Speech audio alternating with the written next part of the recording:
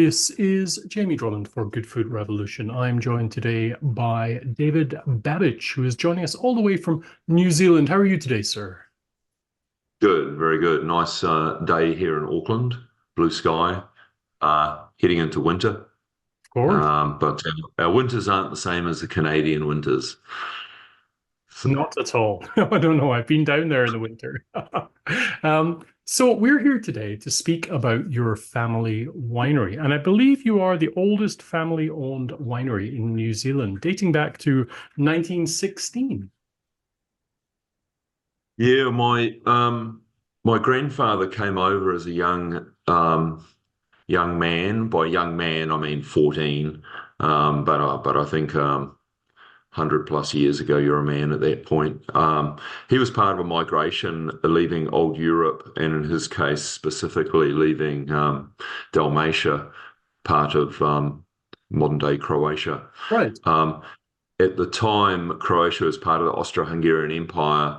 There's a lot of sort of conflict happening around the edges of the empire, and there was a conscription process in place. So a lot of the people within the Austro-Hungarian Empire were leaving, and in the Croatian setting, they were going to the USA, going to Canada, going to South Africa, South America, Australia, or New Zealand. I see. And my great grandfather determined that New Zealand was a good option. He knew someone who'd gone to New Zealand and had come back to Croatia, um, and he's advised him that there's really good opportunity for young guys in New Zealand. The problem for them is they would turn up and they didn't speak the language, Right. and typically had no money.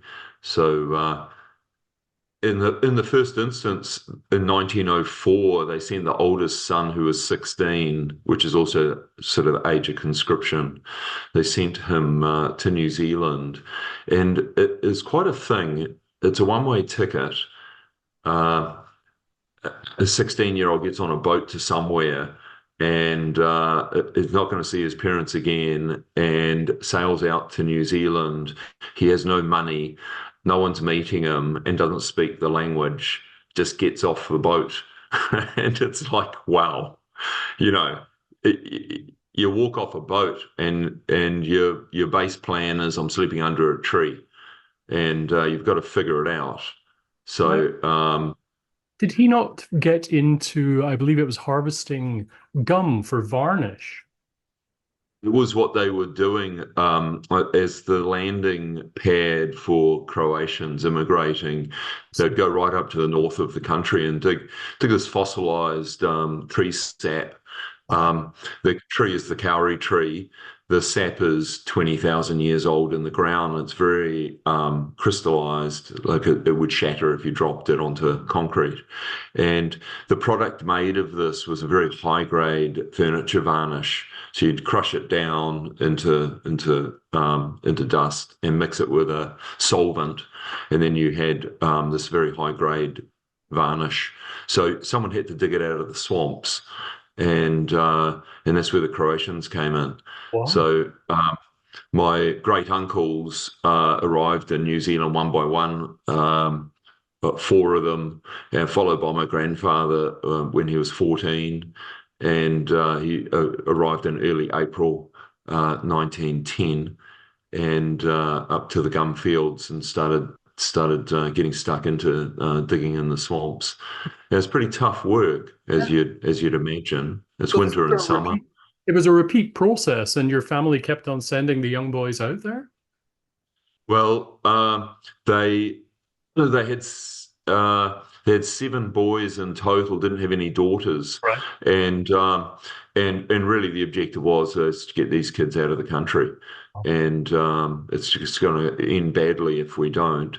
And so they made a really courageous decision. I mean, they had a family of seven kids, and within the space of sort of 10 years, they all left except the youngest one, who stayed on to sort of take over the very small farm that they owned. And so they lost sort of six of their kids to immigration. And and not sort of a choice of immigration, sort of a gun to your head I get style immigration. You need to leave or you won't see 20. Um, so that was sort of the choice. In fact, the oldest son, Yakov, who I was relating, came out in 1904. He actually was here for 10 years, and he'd maintained dialogue with a girl in the village that we come from, and so he's writing to her and writing to his parents and stuff, and he decided to go back to Croatia to marry this girl. And so he leaves in 1914, arrives back in Croatia at 1 month before the First World War breaks out, it. Yes, yeah. immediately gets conscripted, fights the 4 years of the First World War with his very youngest brother who stayed in Croatia. They were in the same unit. Both of them get shelled at the end and injured but not killed, end up in Zagreb Hospital, survive their wounds, repatriated back to their village. Resume village life, working. Spanish flu comes in 1919 and kills Yakov. Oh, So it was a bad move for him to go back, right, right. as it turns out. And the remaining family who were in New Zealand, how did they come to begin working with wine? Was there a history of working with wine back in Croatia at that point? Well, a very strong history in Croatia. These guys are like they are subsistence farmers. So Mm. they are the poor of the poor. They own a bit of land, but it's too small to be economic. But but basically you're growing or bartering for everything you need. And if you want to drink wine, you're making wine. Yes, sir. So there's a very strong, that goes back, they go back 1,000 years. So when my grandfather was 14, he knew how to make wine. I see. I think he probably knew how to make wine when he was 5. And so very quickly in the gum fields, he planted grapevines. When he was 16, he leased some land off the government, a bit of farmland, planted grapevines, so established a vineyard, went back to gum digging for 3 years, waiting for the grapes to mature, and then started harvesting the grapes and making wine. And I think really the first vintage he made was in 1915 because he would have had a small crop, but that first crop is usually not that economic. So he would have done some experimental work making wine and probably just distributed it amongst themselves because there'd be a small volume. And but in 1916 he acquired his wine license, so that's our official start date. We do have the records that he did buy wine bottles in 1915. So Okay. there's only one reason you buy wine bottles in 1915. Now, So speaking of records, do you have a record of what he had planted at that point? And was this going into still wine or fortified? this was still wine. He was making mainly red wine. There's a grape called Isabella that was available, which is a red grape, and some actually Pinot Meunier of all things was something they were growing. Okay. Um, there was some classic varieties like Merlot floating around, so he might have had that in the mix. These things got introduced, probably 50 years earlier. And were available if you knew someone, but he would have been unfamiliar with those varieties. They would have just had, the Croatian varieties from home, and like Plavac Mali, Kondisha as a white, and so out here, it just would have been what's the grapes look like on the vine if he was able to see that. Are they small? Are they large? Will this make a drinkable wine? So, but the choice set would have been fairly limited. Right, right, right, right. And how did Babich grow from those early beginnings to where it is today? It was fairly haphazard because there wasn't a wine receptive consumer group in New Zealand at the time. The people who came out here were English, Irish, Scottish predominantly. They wanted to drink beer or they wanted to drink whiskey. and so there wasn't this establishment of a ready market for what you're producing. So the journey of production was responding to that. First of all, they were making wine for the other Croatians, and they were drinking dry red table wine predominantly, and then some locals that were also in the area that could see this was something that you could drink. And then they figured out that actually, if you want the most of the population to drink it, you had to fortify it. So you had to make it stronger and sweeter.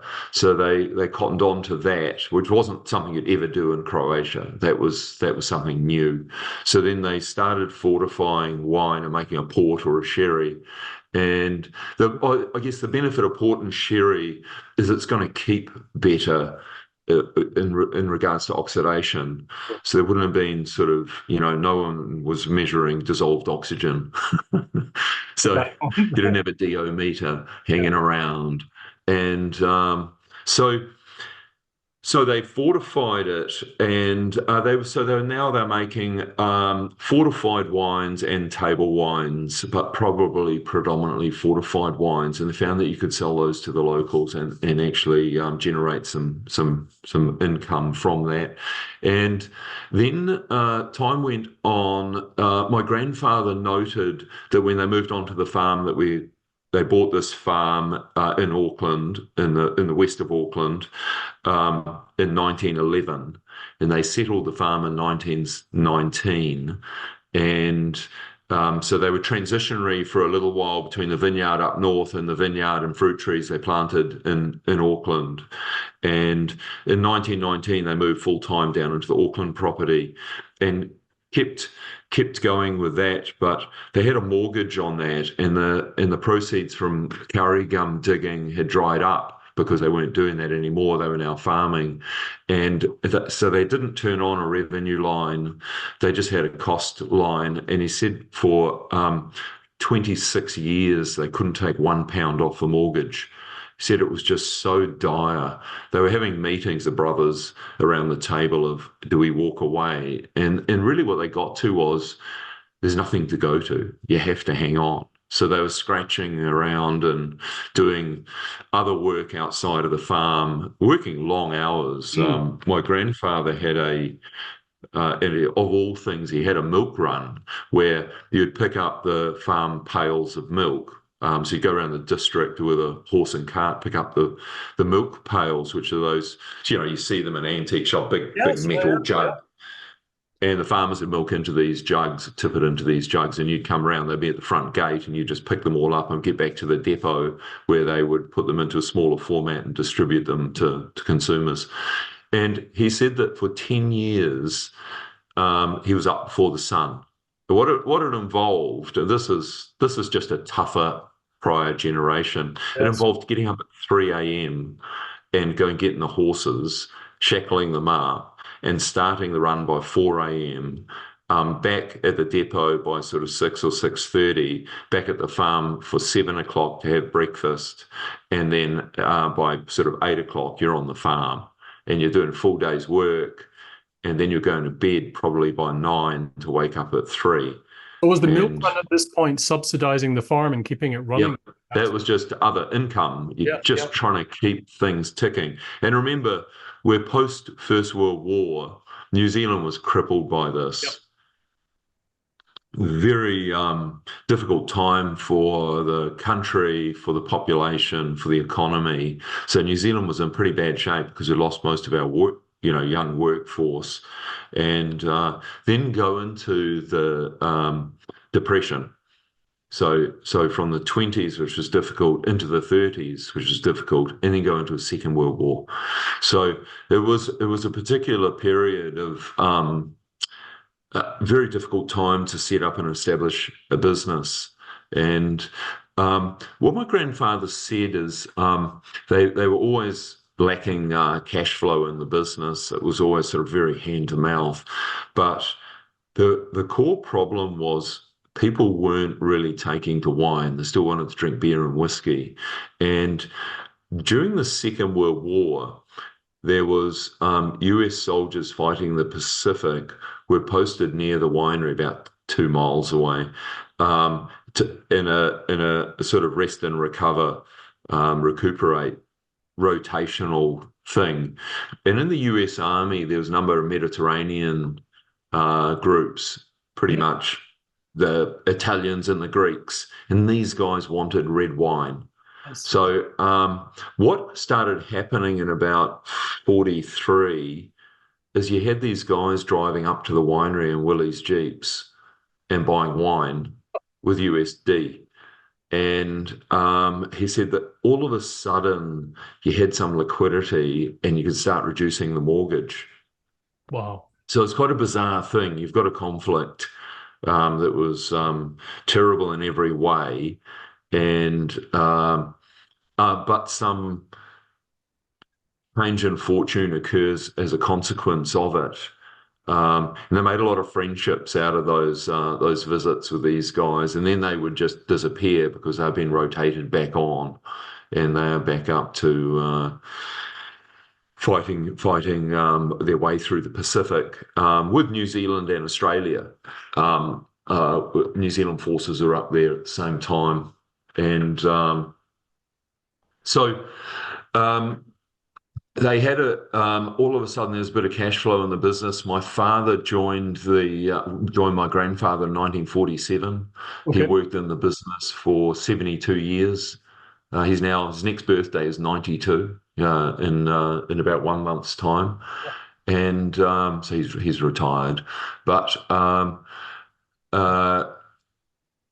I think that the business carried on. My uncle joined in 58, and now all of a sudden there's three of them sort of pulling this wagon along, and they started to grow and sort of refine what they were doing, make the product better, go wider for customers, just generally grow the business. Um, in the 70s, they started looking further afield for grapes. So we went south of Auckland down to an area called Gisborne, started buying some red grapes and white grapes out of Gisborne, then later Hawke's Bay, and started making some very good table wines in the early 80s from Hawke's Bay. We also started exporting in 1980, so exporting to Europe. My grandfather, he was alive at this point, sees a 20-foot container of wine trundling up the road, heading back to Europe. It was 70 years after he arrived. So that was quite a moment for him. I'm sure. But kind of interestingly, what he missed was Sauvignon. So Sauvignon turned up as a potential product about 1985. I was going to I ask you started when getting you first planted it and how you caught that wave as a company.